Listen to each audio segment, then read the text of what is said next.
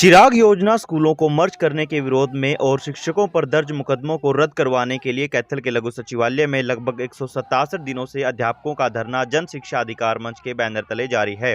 इसी बीच शिक्षकों के महाआक्रोश प्रदर्शन को पूरे हरियाणा में चल रही भगत सिंह जन अधिकार यात्रा का भी साथ मिला। चिराग योजना वापस लो, वापस लो, वापस लो।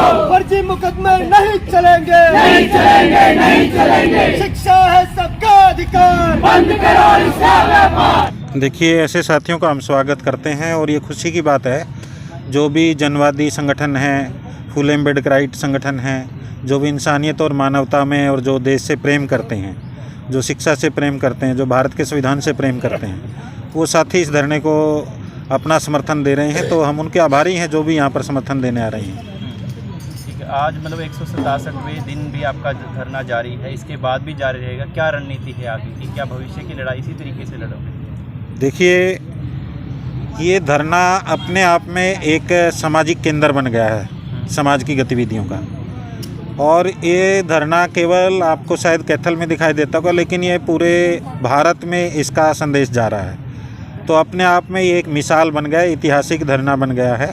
तो इसलिए ये जो धरना है सामाजिक जागृति का केंद्र है और इसको हम लगातार जारी रखेंगे जब तक सरकार अपनी तानाशाही को मतलब वापस नहीं लेती, या जैसे जो सरकार जो गलत कदम उठा रही है उनको वापस नहीं लेती। तो जो जागृति का अभियान है वो लगातार जारी रहेगा। हमको उसको किसी न किसी रूप में इसके अतिरिक्त भी चलाते रहेंगे। लोगों के सहयोग की अपील करते हैं उस मौके पर? बिल्कुल, लोगों से तो सहयोग की अपील करते हैं क्योंकि अब 6 महीने के करीब इस धरने को हो गए हैं। तो लोगों से अपील करते हैं कि उनको यहाँ पर आना चाहिए धरने पर, और धरने पर आने के साथ साथ आर्थिक सहयोग भी इसमें मायने रखता है, क्योंकि लगातार इस आंदोलन को चलाने के लिए बहुत सारे मानवीय और आर्थिक संसाधनों की ज़रूरत है। तो हम उनसे अपील करते हैं साथियों से वो हर तरह का सहयोग, इसमें तन मन धन से सहयोग देने का प्रयास करें, कोशिश करें।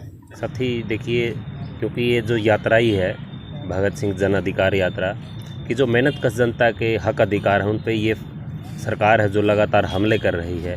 अब जैसे साथी सुरेश हैं और अलग अलग जो अध्यापक साथी उन पर मुकदमे होना और देशद्रोह, ये अपने आप में बताता है कि सरकार कोई भी विरोध की आवाज़ है जो सवाल नहीं सुनना चाहती है। सरकार ये एकदम से अपनी तानाशाही जो स्थापित करना चाहती है, क्योंकि जन अधिकार यात्रा जहाँ भी लोग अपने हक अधिकारों को लेकर लड़ रहे हैं वहाँ से होते हुए गुजरेगी।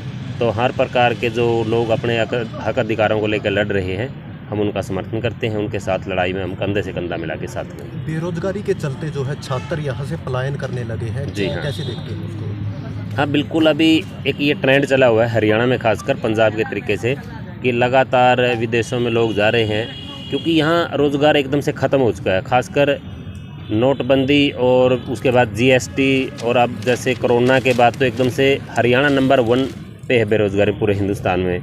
लगभग 40% बेरोज़गारी की दर जो है, और नौजवान जो पढ़ने के बाद उनके पास कोई काम है नहीं।